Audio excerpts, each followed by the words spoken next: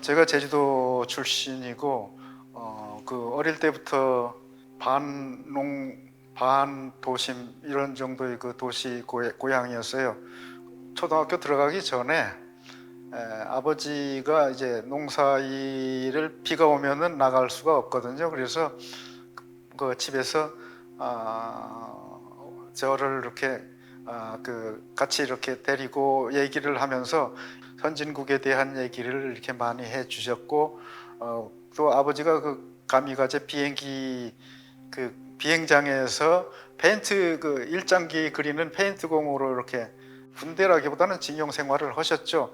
그래서 이제 그 오키나와에서 그런 근무를 하셨기 때문에 색깔에 대한 얘기를 나한테 이렇게 많이 해줬어요. 예를 들면은 그 일장기가 이제 아가이, 뭐 또 아오이라든 이런 일본 뭐 빨간색, 파란색 뭐 이런 얘기를 많이 이렇게 해주신 것이 한 6살 때쯤이 될 거예요. 보통은 이제 뭐 5, 6살 때쯤 되면은 이게 기억이 이제 나거든요. 그래서 그 기억이 나고, 그래서 이제 색에 대한 개념이 어릴 때 이렇게 박혀 있었고, 또 하나는 또 이제 심심하시면은 그 종이에다가 잉크를, 그때는 이제 펜으로 잉크를 많이 이렇게 우리가 글씨를 쓰던 시절인데, 잉크병에서 펜으로 그 잉크를 좀 적셔가지고 종이에다가 떨어뜨려요. 그러고 손으로 살짝 문지르고 또 이렇게 찍고 또 문지르고 그러면은 이게 대나무가 되더라고. 대나무 치는 거를 잉크로 이렇게 하시는데 6살 때니까 그림이 아버지 손에 의해서 금방 어떤 그림이 나오는 거예요. 대나무가. 이게 참 신기했죠. 그 이제 그때부터 이제 그림에 대한 관심이 이제 있었죠. 그래서 나도 이제 그것 따라서도 해보고, 그러다 보니까 이제 초등학교 들어가면서는 그 그림을 다른 애들보다 조금 더 잘 그렸던가 봐요. 특히 이제 제가 사실적으로 이렇게 그림을 그린 계기가 어떤 거였냐면은, 제주도 제 고향이 이제 제주시에서 약간 동쪽 편에 있었어요. 시내지만은 바로 그 옆에가 이제 공원인데, 사라봉 공원이라고 제주 시내를 전체로 볼 수 있는 그런 봉우리였거든요. 봉우리에 이제 팔각정이라는 게 있고, 거기 올라가서 우리는 이제 거기 가서 많이 놀았고 그랬는데, 그 위에 이제 그 스케치북 들고 가서 아침에 들고 가서 이제 저녁까지 그림을 그립니다. 지금도 그게 이제 참 욕심이었다라는 생각도 들긴 들지만은, 어떤 거였냐면은 제주 시내가 60년대에는 지금처럼 뭐 거대한 도시가 아니라 적당한 그 소도시였거든요. 공원 동산에 올라가서 아침부터 그림을 그리는데, 어떤 그림을 그리느냐, 제주시 전체를, 집 하나하나를 다 그리겠다는 생각으로 마음 먹고 다 그려나가기 시작했어요. 어릴 때인데 지금도 생각하면 참 가상해요. 어떻게 적어도 집이 없어도 10,000개는 되거든요. 그거를 김한기 선생님이 점을 찍듯이 이렇게 그 그림집들을 하나씩 다 그려 나간 게 지금도 기억이 나요. 그래서 이렇게 70이 돼서 그거를 회상해 보면은, 내가 그때부터 그렇게 구체적인 어떤 것들을 이렇게 하고자 하는 게 있었구나라는 생각이 들었고, 제가 사실적으로 가게 된 결정적인 동기는 그 테크닉에 대한 노력은 1학년 때 이제 많이 했고, 그 다음에 이제 1학년 때 우리 홍대 쪽이 대부분 추상들이 이제 성행했고, 지금도 뭐 그 교수님들이 대가 분들인데, 그 추상을 해야 어떤 그 입지가 되지 않겠느냐라는 생각으로 추상화를 A4 용지에, 그것도 수채화로 한 2장을 이렇게 해봤어요. 그게 우연일지 어떨지는 모르지만은 제목이 지금도 기억납니다. 은하수예요. 결국은 지금 그림하고 그때 그림하고 내면적인 거는 같았다는 얘기죠. 그래서 그 해봤더니 그림이 잘 되는지 못 되는지를 도대체 알 수가 없는 겁니다. 추상화라는 게 그렇잖아요. 지금은 이제 이론적이거나 어떤 감성적인 게 극대화된 어떤 그 경향을 이렇게 제시했을 때 그 가치가 이제 있는 거지 않습니까? 그래서 이거는 내가 지금까지 해왔던 그 고등학교 때까지 해왔던 잘함이라는 것이 무너져 버리는 거예요. 그래서 이거 안 되겠다 싶어가지고 결국은 내가 잘나는 것을 더 잘해야 되는 게 맞는 것 같다. 지금까지 해왔던 게 너무 무의미해지면 그거는 허무하잖아요. 그래서 다시 구체적인 어떤 사물들을 그리기 시작하면서 개인적으로 그 사이에 그 수채화를 하면서 어느 정도의 그 테크닉적인 거는 많이 성숙해 있었어요. 그래서 방법을 가지고 유화 물감을 처음 사서 누님의 그 코트를 집에서 그리기 시작했어요. 100호짜리인데, 근데 이거는 정말 잘 그리겠다라고 생각하면서 인조털 코트인데 그 털 하나하나를 다 이렇게 그리기 시작한 게 코트라는 그림이 있습니다. 지금 생각하면은 그게 나의 그 그림 진로 방향을 흑기사실적인 그림으로 오게 된 그 동기고 역정입니다. 흑기사실적인 그림을 그리다가 종류가 이제 한 패턴이 아니라 여러 패턴의 여러 소재들을 이렇게 그리다가 이제는 뭔가 나의 패턴을 만들어야 되겠다라는 생각을 가졌어요. 그게 이제 대학교 3학년 때인데, 그래서 이제 처음에 장자라는 노자라는 이런 그 책이 이제 그때 관심이 있어가지고 그걸 쭉 읽으면서 대단한 우주라는 것을 생각을 하게 되고, 그 다음에 대단한 호수라는 걸 생각하게 되고, 대단한 인간이라는 걸 생각하고, 초월적인 어떤 것들, 그러니까 결혼을 안 했기 때문에 이상에 대한 문제가 굉장히 컸었죠. 그래서 무엇을 그릴 것인가 해서 몇 가지를 읽는데 역시 그때 장자의 영향을 받았는지 노자의 영향을 받았는지 자연에 대한 근본적인 어떤 질문을 던지고 싶었어요. 그래서 그 소재를 우선 하늘, 그 다음에 땅, 물, 나무, 돌, 다 자연물이죠. 여기서 하나를 선택해서 내가 그림을 그려야 되겠다. 모든 생각들을 대변하는 소재로 삼아야 되겠다라고 해서 모든 그 세계의 문명의 기원부터 지금까지 문명의 흔적을 남기는 정말 좋은 재료다, 소재다라고 생각을 하고, 또 다른 거에 비해서 돌은 굉장히 영적일 수도 있다라는 생각, 문명과 영적인 것이 다 들어갈 수 있다라는 생각에 돌을 그리려고 정한 거죠. 홍대 뒷산 와우산에 이제 올라가서 돌을 이렇게 채취를 했어요. 채취를 해가지고 그때 이제 앙대빵당이라는 그것도 있고, 그래서 돌을 그려서 출품을 하려고 이제 그랬습니다. 그게 아마 이회 앙대빵당인데, 배경이 이제 그 평면이었거든요. 평면인데 그 평면은 좀 전에 이렇게 말씀드린 그 코트에서도 평면적으로 이제 그 그림을 그렸어요. 그래서 평면이라는 개념은 뒤에 그 배경이 어떤 전경이 그려지는 게 아니라, 그러니까 벽면이라는 개념, 하얀 벽면이라는 개념으로 이제 그렸던 것 같아요. 물론 공간이지만은 거기에 이제 그 코트를 그린다, 돌멩이를 그린다 하는 거는 다른 것과 관계없이 돌은 무엇이냐라는 그 직접적인 질문을 던지기 위해서 뒤에 그 엑스트라들을 다 제거를 한 겁니다. 그래서 돌 자체 하나 자체가 무엇을 발언하는가에 대한 문제를 그리기 위해서 뒤에 이제 하얗게 배경으로 했고, 돌을 이렇게 그렸습니다. 그 당시에 그거를 그려서 덕수궁 현대미술관에 이제 그것을 걸었는데 덕수궁 들어가자마자 그 전면 벽에 이렇게 걸어놨어요.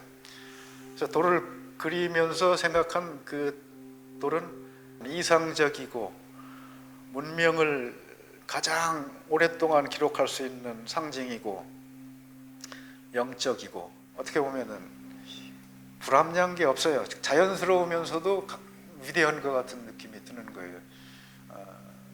그러면서 이제 그림을 그렸는데 제목을 정해야죠. 그러나 그 당시만 해도 내가 정확하게 현대미술이라는 게 개념화되어 있어야 되고 이론화되어 있어야 되고 정신성이 있어야 된다는 것을 그 당시에 그 선배들이 이렇게 운동하는 것을 보면서 현대미술은 그래야 된다는 것을 감지를 하고 있었지요. 그러려면은 제목이 굉장히 중요하다.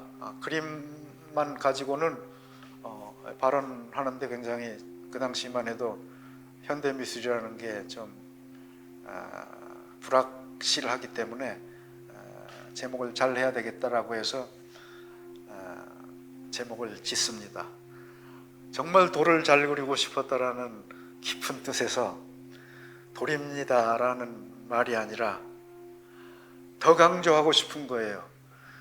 공손하게 이건 돌이거든요 라고 막 호소하고 싶은 그런 정도의 그 단어를 제가 그 선택을 했습니다. 처음에는 돌입니다 라고 돌 해도 되고 뭐 바위 해도 되고 간단하게 갈 수 있어요. 그런데 돌입니다 라고 호소하는 겁니다. 존대어를 붙여가면서. 그런데 이 현대미술은 국제화돼야 되는 어떤 장르거든요. 그래서 국제화되려면 이걸 어떻게 해야 되느냐, 그 영역을 해야 됩니다. 그런데 영역을 하면 어떻게 됩니까? This is가 들어가야 됩니다. 주어가 들어가고 그 설명을 하는 돌이라는 게 돼야 돼요. 그래서 짧은 영어 실력이지만 아무리 찾아봐도 이거는 돌입니다라는 것을 하려면은 스톤 밖에 안 나왔단 말이에요. 그건 돌이라는 거랑 같은 거예요. 그러려면 돌입니다라고 해주려고 하면은 어떻게 해야 되느냐, 이거 This is a stone이라는 게 들어가야 돼요. 그래서 이제 This is a stone이라는 게 74년도에 처음 이제 등장을 하게 되고, 나는 돌을 돌이라고 친다 라고 하면 돌이 되는 것이다. 그러나 꽃 같은 돌은 아니지만 나는 이것을 돌이라고 친다 해서 This is a stone이라고 이렇게 전개가 됩니다. 베니스 비엔날에 86년도니까 세월이 좀 많이 지났죠. 그게 한국 현대미술의 그 시작점이라고 해도 되고, 다른 비엔날레들하고 틀리게 베니스 비엔날레는 이게 그 국가별로 초청을 하는 겁니다. 실제로 이제 뭐 올림픽처럼 국가 단위로 그 대표를 보내가지고 거기에서 이제 그 전시하고 상 제도도 있고 이제 그렇습니다. 국가 뭐 초청이기 때문에 그게 이제 한국으로 초청장이 이제 온 겁니다. 근데 한국에서는 지금은 이제 커미셔너 제도가 이제 있지만은 그 당시에는 커미셔너 제도라는 것조차도 참 그 원시적이었거든요.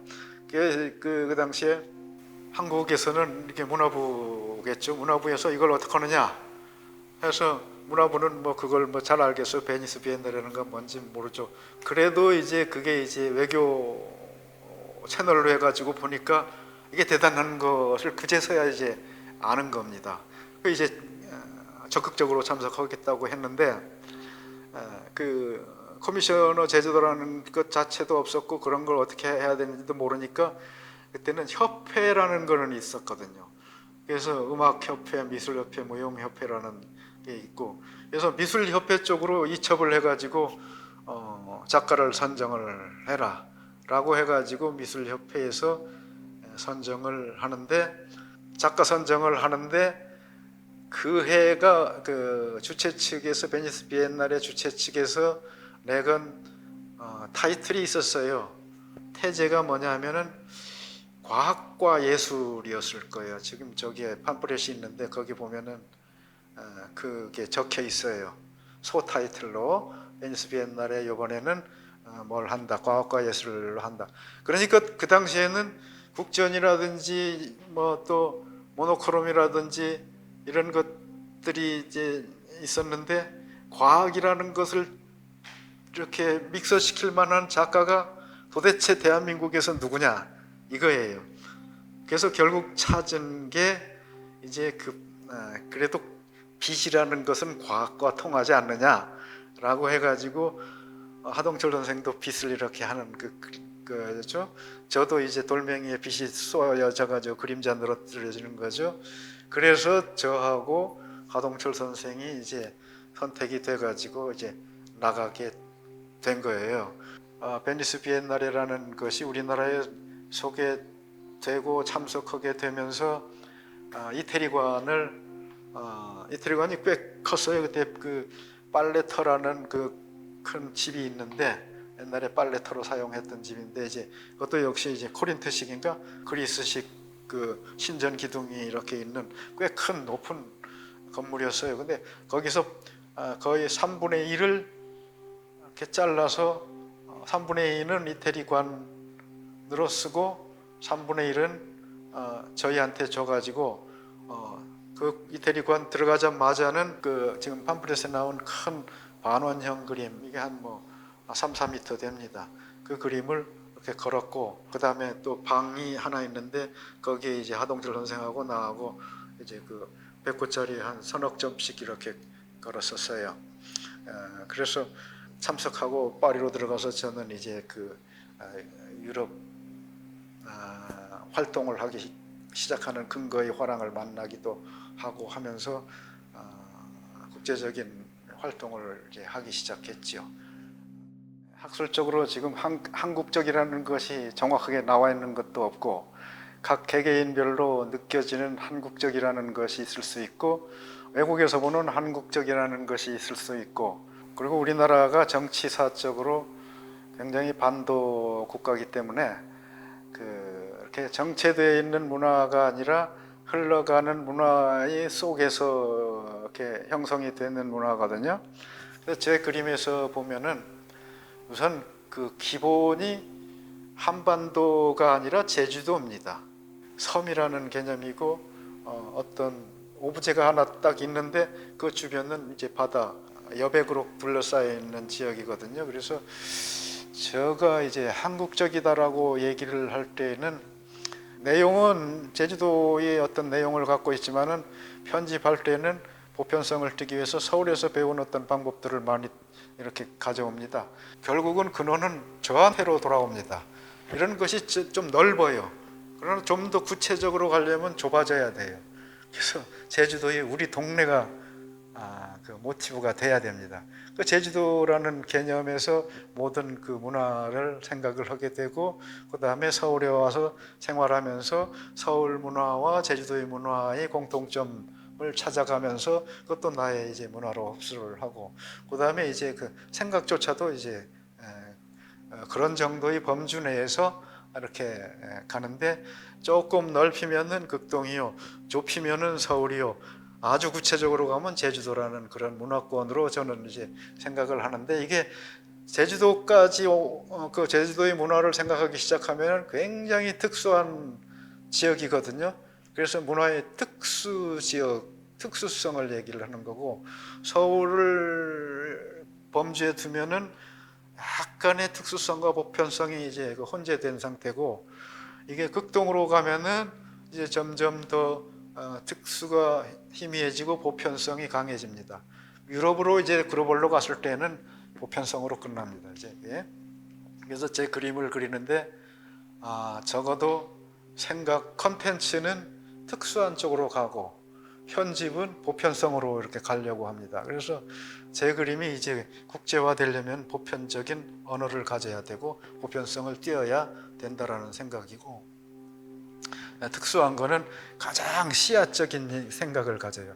그러나 씨앗이 발화돼 가지고 어느 정도의 꽃이 형성되는 거는 서울을 근간으로 한 특수와 보편이 아우러진 내가 실제로 이렇게 행동하고 있는 그런 모습이 나의 문화라고 생각을 합니다. 그래서 한국적인 문화를 얘기를 하는데 결국 내 그림에서 돌도 제주도를 근간으로 하거나 아니면 조금 범위를 넓히면은 서울 쪽 정도를 얘기를 하고, 서울의 생각들이 어떤 생각이냐, 자연관 생각이거든요.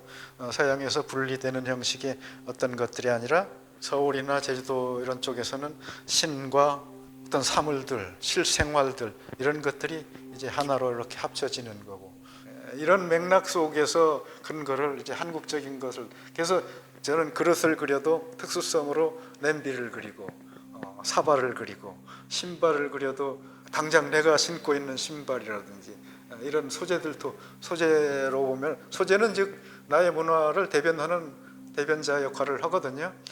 그 한국적이라는 것을 타당성을 갖거나 생명력을 가지려면은 과거와도 맥락을 이렇게 연결시켜야 되고, 그 다음에 외국 서양과는 어떤 차이가 있는가라는 것을 우리가 발언 또 해야 되고, 그리고 정말 나는 솔직해져 있는가가 굉장히 중요해요. 내가 누구인가를 알려면 내가 한국적인가 아닌가를 알아야 됩니다. 그래서 제 그림 같은 경우도 한국적인 것을 오늘 안 하더라도 그냥 고영은 닮은 그림이면 저는 많이 성공적일 수 있어요. 그 달랑아리라는 개념이 우리가 생각하는 그냥 그릇 개념이 아니기 때문에 처음에 내가 그리던 돌하고 이렇게 거의 이제 같은 수준의 어떤 사물인데, 하나 틀린 게 있다면은 하나는 인간이 시작한 오브제이고 하나는 원래 신이 만들어낸 오브제이고, 그 차이예요. 돌은 원래 신이 만들어낸 거고 항아리는 도공이 만들어내기 시작한 거란 말이죠. 이 도공이 만든 항아리는 분명히 그 생존을 위한 항아리고, 그 다음에 그 생존은 사람을 위한 항아리로 시작돼서 만들어지는데, 결국은 신격화되기 시작하는 건 어느 시점이냐 하면은 가마에 들어가서는 사람의 손은 벗어납니다. 그 다음부터는 불바람에 의해서 이렇게 마무리가 되거든요. 이거는 신이 운용하는 그 형태란 말이죠. 그래서 식은 다음에 이제 나오는데, 그렇게 완성된 항아리가 세월이 흐르면서 그 사람이 운용을 하다 보니까 사람과의 만남의 흔적들이 생겨나는 거예요. 그걸 저는 시간이라고 봅니다. 그래서 이 그림에서 보면은, 저런 그림이나 이런 그림에서 보면은 지금 이거는 균열된 거는 세월이 가면서 균열이 생길 수도 있고, 원래 만들면서 열에 의해서 균열이 될 수도 있고, 도공하고는 관계가 없어져요. 전체적으로 이런 점은 도공이 원치 않았지만 거기 알게 모르게 불순물이나 어떤 물이나 들어가 가지고 색깔이 바뀌어 버렸고, 이런 것도 마찬가지죠. 그리고 형태도 마찬가지입니다. 원래 그 도공이 만든, 사람이 만든 어떤 형태가 불바람에 의해서, 과정에 의해서 자기 마음대로 변해요. 그래서 저것은 인간이 시작을 해서 신이 손으로 완성시킨 오브제라는 거죠. 그리고 제가 그렇게 중요하게 여기는 생존이라는 개념이 들어갑니다. 그래서 중요한 거는 삶도 들어가고 신도 들어가고 사람도 들어가고 우리가 할 수 있는 모든 세상이 다 들어간 것이고, 심지어는 더 얘기를 하면은 지금의 내가 그릴 때의 항아리가 유리창이 사각형인지 삼각형인지까지 반영이 돼요. 지금까지도 반영을 시킨단 말이죠. 출발은 어떤 우연의 시작을 했지만 우연이 아니에요. 내가 정한수 사기 그릇을 안 그렸으면 저게 그려질 과정이 안 되죠. 그래서 저게 엉뚱하게 갑자기 나타났느냐가 아니라 그런 냄비에서부터 쭉 이런 그 과정을 겪으면서 그 어느 시점에 만나는 어떤 것들, 그걸 연이라고 그러죠. 불가에서는. 저는 뭐 인이라고 그러고, 그 인과 연이 만나가지고 인연이 생겨서 이렇게 흘러온 거란 말이죠. 그래서 달랑아리를 이제 그렇게 그리게 됐고, 그렇다면은 이것을 내가 왜 꼭 이것을 그려야 되는가? 이 항아리를 통해서 내가 하고자 하는 얘기를 해야 되는가 하는 그것이 있어요. 어차피 이제 페인팅 하는 회화 작가란 말이죠. 설치하는 어떤 작가가 아니라 이제 그 2차원 공간에다가 어떤 것을 그려나가는데, 2차원이라는 공간은 모든 것들이 다 이게 사실은 만질 수가 없어요. 잡을 수가 없다라는 얘기죠. 접할 수는 있어요. 그러나 그 색이라는 거는 잡을 수는 없는 노릇이거든요. 항아리는 잡을 수는 있어요. 그래서 제가 그 그림을 그리면서 가장 중시 여기는 것이 닮을 수 있다라는 진짜 혹은 사실 이런 쪽일 수 있는 방법을 추적하는 게 볼 수 있고 만질 수 있는 쪽이 인간의 그 최선이라는 얘기죠. 그리고 생각하는 거. 그렇다면은 만질 수 있는 것은 2차원이기 때문에, 그러니까 접할 수는 있어도 만질 수는 없어요. 만지는 거는 그 같이 이렇게 어떤 공간을 가지고 행위하는 거거든요. 평면이기 때문에 그럴 수 없으니까 느낌으로, 시각으로 잡을 수 있는 듯 그리는 거예요.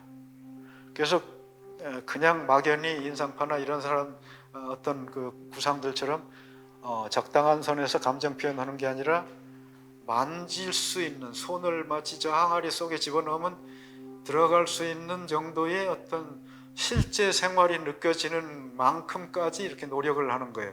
그게 이제 최선을 다하는 거죠.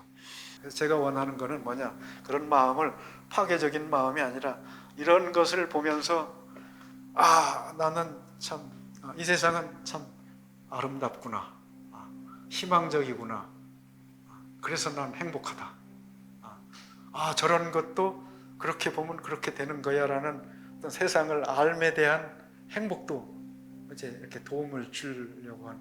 그러나 뭐 그게 정답은 아니죠. 아까 말씀드렸죠. 정답은 아닌데 제시어를 던져주는 거예요. 그러면 그 제시어를 보면서 공감하는 사람들은 흘러간 노래를 들으면서 공감하듯이 또 듣는 순간 행복하잖아요. 아니면 가만히 앉아서 쳐다보면서 공유하는 거예요. 이걸 볼 때 편안해지면은 저는 화가로서의 역할을 많이 하는 겁니다.